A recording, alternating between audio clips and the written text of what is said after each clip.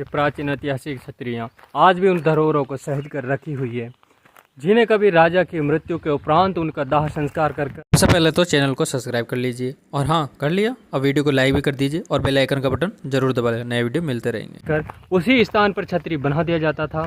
तो ये वही छतरियाँ हैं पुरानी, जो यहाँ जिन भी राजाओं की मृत्यु हुई तब इन्हें बनाया गया है। हो सके इनका कुछ शिलालेख हो तो मैं आपको अवश्य दिखाऊंगा, लेकिन मुझे ऐसा तो कुछ प्रतीत हुआ नहीं। लेकिन इनकी बारीकी और कलाकारी और नक्काशी अवश्य देखिएगा। इतनी सुंदरमयी हमारी संस्कृति रही है, फिर भी हमें पाश्चात्य संस्कृति में विलय होने का पता नहीं क्या ऐसा चुल मची रहती है कि हम पाश्चात्य संस्कृति में पूर्ण तरह विलय होते जा रहे हैं। हमारी संस्कृति हम विहीन हो रहे हैं। और अपनी संस्कृति को देखिए कितनी सुंदर, और इन छतरियों पर कितनी बारीकी से कलाकारी की गई है। एक एक खंभे पर नक्काशी है, एक एक खंभे की सुंदरमय इस नक्काशियों को आक्रांताओं ने हर एक छतरियों को तोड़ा है। इनकी चाहे बैठक हो, चबूतरा हो, या किसी के ऊपर भी देख लीजिए, ये गणेश जी की प्रतिमा एक उखेरी हुई है जो आपको इस पर दिखाई दे रही है। इसी पौधे के ऊपर गणेश जी की प्रतिमा है, कहीं पुष्प हैं, कहीं हमारे चुनने से भी अच्छी अच्छी कलाकारी दिखाई जाती थी जो वर्तमान में अभी पीओपी से दिखाई जाती है। इसी सुंदरमय हमारी संस्कृति में अच्छे से अच्छे मंदिर, छतरियाँ, और ये 12 खंभों की छतरियाँ हैं, 4, 4, 8 और 4, 12 इनके स्तंभ लगे हुए हैं। और एक नहीं है, 4 से 5 छतरियाँ हैं, 5 छतरियाँ। प्रत्येक को औरंगजेब का शासन हुआ तो इस छतरी को तोड़ाया भी गया है। तो ये जितने आपको खंडर दिख रहे हैं, ये वाले, ये स्थान, ये तो ये घोड़े थे और घोड़े की प्रतिमा थी, इनको सबको तो खंडित कर दिया गया है। तो हमारी संस्कृति को विनाश और खंडित तो बहुत किया गया है।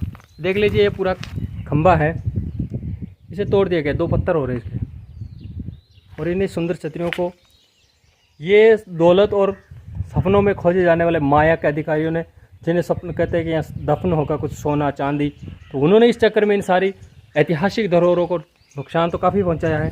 खोद दिया गया है, तोड़ दिया गया है, फोड़ दिए गए हैं, तो इन्हें नुकसान तो बहुत सहना पड़ रहा है। बहुत अपने दुख के दिन देखने पड़े इनको, कि क्योंकि वीरान हो जाने के बाद एक तो क्या है कि यहाँ पर कोई गार्ड नहीं होता है, तो गार्ड ना होने की वजह से ऐसी एक खंभे पर अलग बारीकी का काम किया गया है। इस खंभे की नक्काशी देखकर उस खंभे की, ये वाली छतरी, इसकी भी ऐसी सेम खंभों की नक्काशी, लगता है सेम वक्त पर ही सेम किसी राजा की एक साथ 2 मृत्यु हुई हो और उनकी दोनों की स्मृति में ये बनाया गया हो।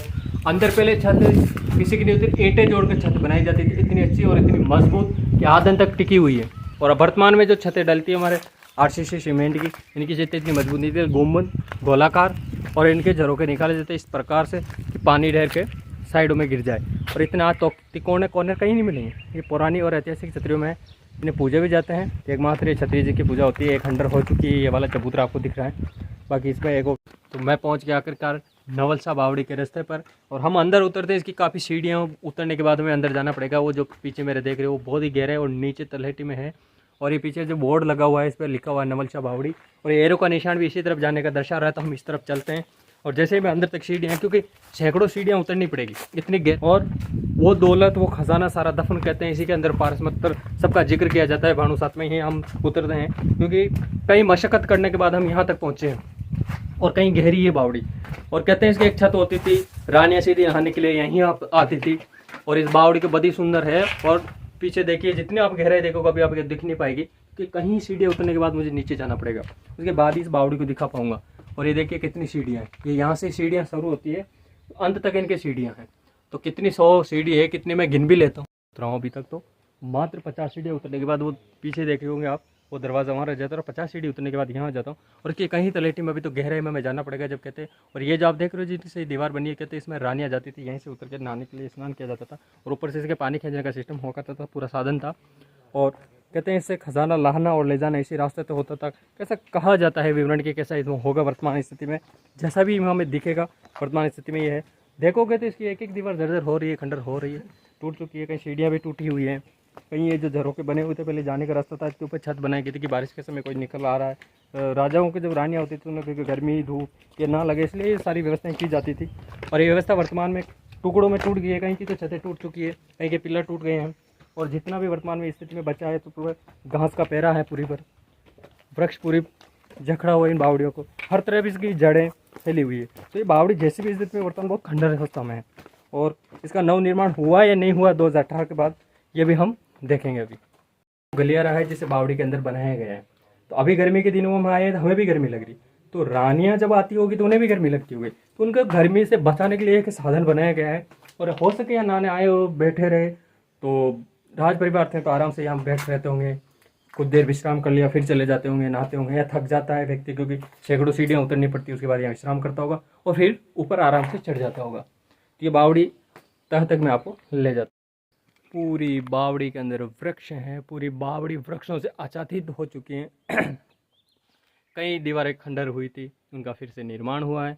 सामने आप देखते हो कई झरोके बने हुए हैं, कई महल की झाड़ खिड़कियाँ भी बनी हुई, उनकी कई कि आने के बाद विश्राम भी किया जाता था, ऐसे झरोके हैं। क्योंकि इस किले का पानी का एकमात्र स्रोत था तो ये बावड़ी थी, जिससे पूरे गढ़ यानी कि किले के अंदर पानी की सप्लाई की जाती थी।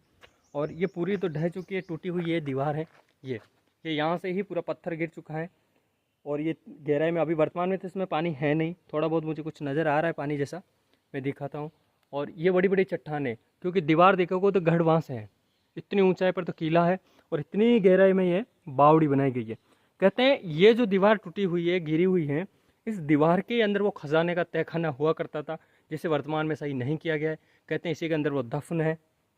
तो मैं आप सामने से दिखा, सीढ़ियाँ उतरनी पड़ी तब जाकर मैं बावड़ी के तह तक पहुँच पाया हूँ।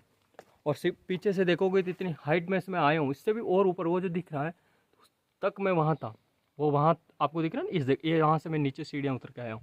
और ये सारे आने जाने के लिए गलियारा बनाया गया है, जिसके खंभे लगाकर इन पर छत डालकर बनाया गया, ताकि आते वक्त धूप लगे ना, गर्मी के दिन में अगर उतर कर रहा है थोड़ा विश्राम कर सके यहाँ पर। ऐसी सुव्यवस्थाएं यहाँ की जाती थी। ऐसा महल हमारे राजा महाराजों के द्वारा बनाया जाता था। और देख लीजिए दीवार कितनी ऊँची है और मैं कहाँ खड़ा हूँ, काफ़ी हाइट है इसकी, सैकड़ों फीट ऊंचा एक गढ़ है यहाँ से, और सैकड़ों फुट गहराई में ये बावड़ी बनी हुई है। और तलहटी आ जाती है नीचे, अब तो इधर पूरा जंगल आ गया है और ये बीच में बावड़ी है। ये दीवारें हैं, इस दीवार के बाद में ही पूरा जंगल स्टार्ट हो जाता है। कहते हैं माधु खो, पांडा खो, कुंडा खो है, सॉरी कुंडा खो, इस नाम की दो खोएँ पड़ती हैं, इनके बीच में ये गढ़ बना हुआ है। और ये हो सके इस साइड की माधु खो हो या कुंडा खो, उसके बाद ये बावड़ी बनाई गई। और ये बावड़ी के नीचे से यहीं से हम उतरते हैं तो सीढ़ियाँ उतर कर अंदर जाने का रास्ता है। इसके बाद बावड़ी के अंदर जाकर रास्ता खुल जाता है। वर्तमान में बावड़ी की स्थिति अच्छी नहीं है। बावड़ी का प्रवेश द्वार है जिसके अंदर, इसके बाद में आप अंदर देख रहे हो ये बावड़ी खुल चुकी है। इसके अंदर जाते ही बावड़ी है, तो मैं इसकी तलहटी दिखाता हूँ और पीछे के कैमरे के साथ में अभी आपको दिखा रहा हूँ। देखिए इस द्वार के अंदर के बाद अब बावड़ी की सीढ़ियाँ भी समाप्त हो जाती है। इधर से सारी सीढ़ियाँ समाप्त हो चुकी है वहाँ से आने के बाद, और सीधा अब बावड़ी के अंदर हम प्रवेश करते हैं। तो आखिरकार मैं उस बावड़ी के अंतिम दरवाजे तक पहुँच गया हूँ। कहते हैं इस बावड़ी के अंदर ही वो पारस पत्थर, वो खजाना, सारा दफन इसी बावड़ी के अंदर कहते हैं राज दफन है। क्या वो आज हमें दिखाई देगा? क्या वो दरवाज़ा दिखेगा? कहते हैं वो खंडित हो चुकी है, क्या उस खंडित अवस्था में भी हमें कुछ उसके अवशेष मिलेंगे? तो मैं बावड़ी के अंतिम छोर पे और आ चुका हूँ अंदर, और ये देखिए यही वो बावड़ी है जो खुल चुकी है। और ये मेरे पीछे से देख चुके पूरी दीवार ढह चुकी है। कहते हैं यहाँ अभी भी कोई देवी की पूजा करता है, हो सके उसे हमारे अंदर कहते हैं कि किसी को अगर दौलत वगैरह मिल जाती है तो वैसे पूजा करके जाता है। हो सके उसे थोड़ा बहुत यहाँ से कुछ मिल गया हो, कुछ ऐसा ढूंढने वाले आते रहते हैं, क्योंकि आजकल आधुनिक ज़माना है तो डिटेक्टर विटेक्टर का ज़माना है, तो सर्च करना तो इतना दिक्कत होता नहीं है। लेकिन मैं कहता हूँ कि इतना जब इतने बड़े खजाने की बात की जाती है तो खजाना इतना आसानी से तो किसी व्यक्ति को प्राप्त नहीं हो सकता। अगर हो गया होता तो इतिहास में आधन तक उसका जिक्र होता है, वो जिक्र नहीं मिलता हमें कहीं। तो पीछे जो देख रहे हो ये जो दीवार है, ये पत्थर है। कहते हैं इन्हीं पत्थर के नीचे वो खजाने हुआ करता था, इसी पत्थरों के नीचे वो दफन है जाके गेट हुआ करता था। कहते हैं पहले वर्तमान में इस बावड़ी के यहाँ तक तह तक, इस दरवाजे तक, और इस पूरी बावड़ी में पानी भर जाता था। और अभी भी वर्तमान में थोड़ा सा पानी बचा हुआ है। और जब इंडिया एक न्यूज़ चैनल वाले आए थे, वो प्रॉपर मुझे ध्यान नहीं आ रहा किसी चैनल का, राजस्थान इंडिया टीवी ऐसे कुछ नाम से चैनल है, तो वो आए थे तो कहते हैं कि यहाँ जब उन्होंने डिटेक्टर लगाए थे, यहाँ पर अकूस दौलत होने का सिग्नल मिले थे डिटेक्टर से। उनके पास एक मेटल डिटेक्टर था, उनसे ही उन्होंने इसमें माफा था, तो उन्हें पता चला था कि इस बावड़ी के अंदर इतना गोल्ड दफन है। उन्होंने सरकार से भी इनकी मतलब चिट्ठी वगैरह अर्जी लगाई थी, लेकिन उसका कुछ हुआ नहीं। और ये अधिकतर इसका जिक्र किया जाता है, तो कहते हैं इन्हीं पत्थरों को नीचे वो खजाने का दरवाज़ा दफन है, जो कहते हैं कि पहले दिखाई देता था पानी भरने के बाद भी। लेकिन कहते हैं कि किसी व्यक्ति ने जब यह खजाने प्राप्ति करने की कोशिश की तो उस व्यक्ति ने यहाँ बारूद लगाकर उस गेट को खोल तो नहीं सकते थे। कहते उसमें एक बीजक था, यानी कि बीजक वर्तमान का रिमोट बोला जाता है, और उस समय का रिमोट को बीजक बोला जाता। कहते हैं वो बीजक से ही खुलता था। तो ऐसी स्थिति होने की वजह से उस व्यक्ति से नहीं खुला वो दरवाज़ा, तो उसने बारूद से इसे उड़ा दिया गया। लेकिन वो बारूद से कहते हैं वो दरवाज़ा तो नहीं टूटा, लेकिन ये पूरी दीवार ढह गई और इसके नीचे वो दफन हो गया। तो वो खजाना का वो गेट और वो सारी चीज़ें आज राहत को राज ही बनी रह गई।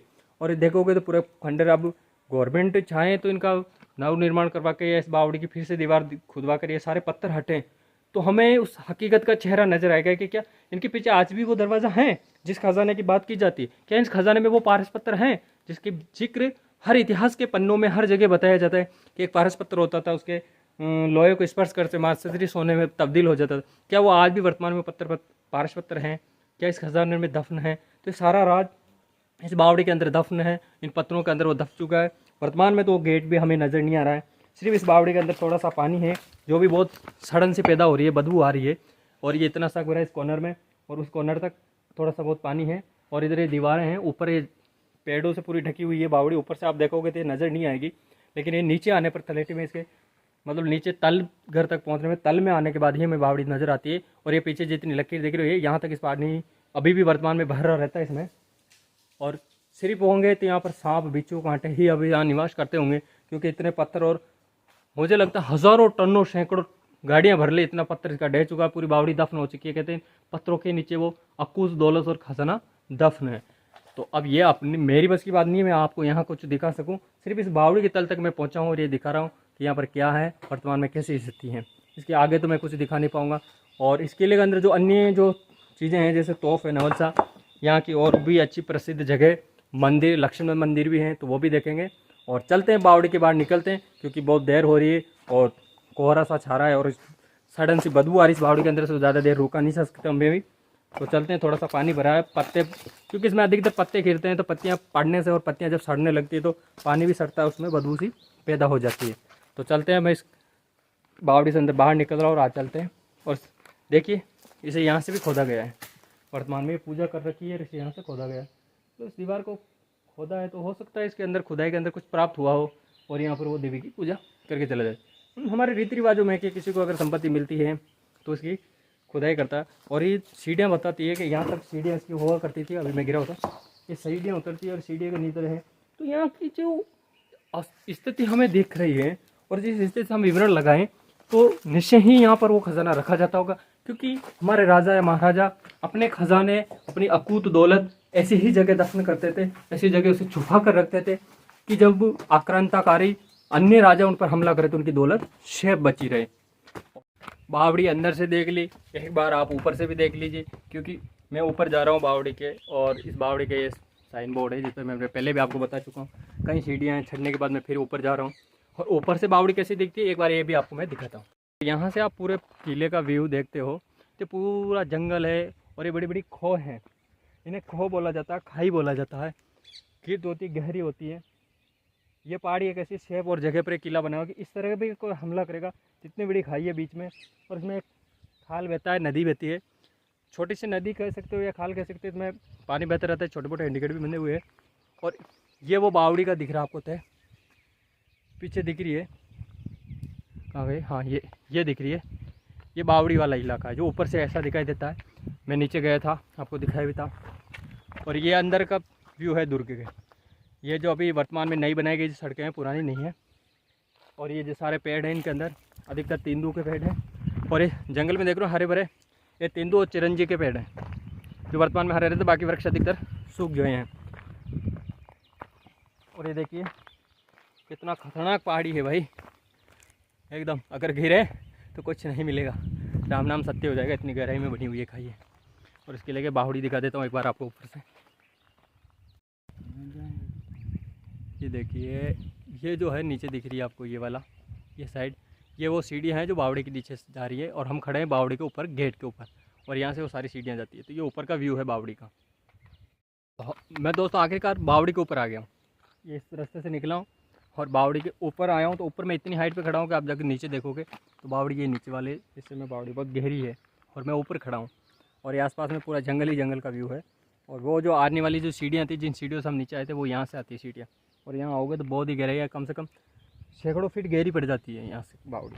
तो सैकड़ों फीट ऊपर पानी कैसे खींचा जाता होगा, ये सारी व्यवस्था कैसे होती थी। यहाँ से एक ढोरा बनाया रखा है, तो चढ़स चलता था, चमड़े के बड़े बड़े थैले होते थे, उनसे पानी खींचता था ऊपर, और बैलों की सहायता से या घोड़ों की सहायता से ऐसी व्यवस्था की जाती थी। वो पानी खिंचता था और पानी इन रास्ते होकर एक यहाँ से साइड में उनके बैलों के घोड़ों के पानी पिलाने की व्यवस्था की मैं दिखा रहा हूँ।